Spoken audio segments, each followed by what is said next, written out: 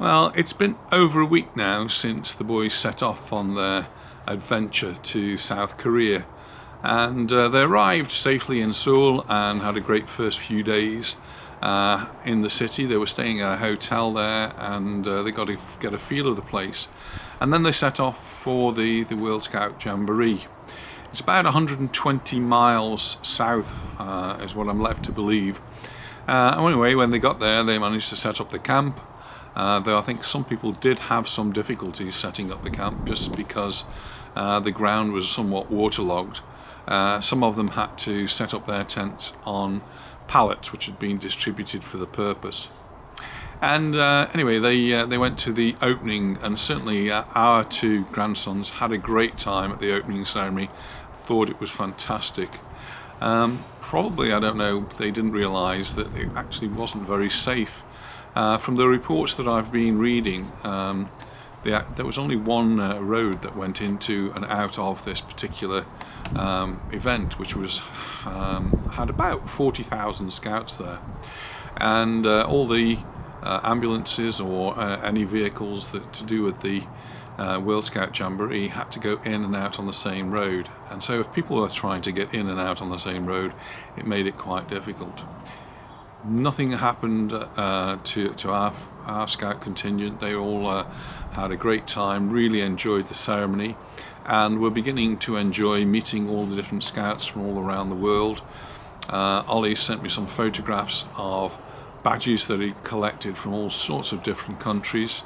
He'd managed to visit one of the other contingents from Canada, in fact, and he'd had a sample of their food, which he obviously enjoyed. And so when the leaders decided to pull out, they were obviously really disappointed. So it was the UK contingent, the American contingent, and the Singapore contingent who said that they were going to pull out of the World Scout Jamboree to start with. And they were pulling out really to ease the pressure on the infrastructure that was there and the facilities that were available. The UK was by far the largest of the contingents present, with over 4,000 representatives. And so they thought if they moved out, then things might get better for the rest. And I think that did happen to a certain extent. But the problem then is the weather, and we have got no control over that. The weather is the weather, and the heat was giving a lot of problems to some of the young people. And then there was a typhoon heading in their direction. So, in fact, the whole World Scout Jamboree has been postponed, as it were, and the people are being moved out to safer areas.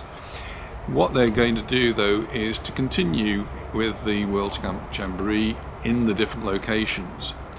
Our scouts, the UK Scout contingent, had already moved to Seoul and were already settled into a hotel, though that took a little bit of time.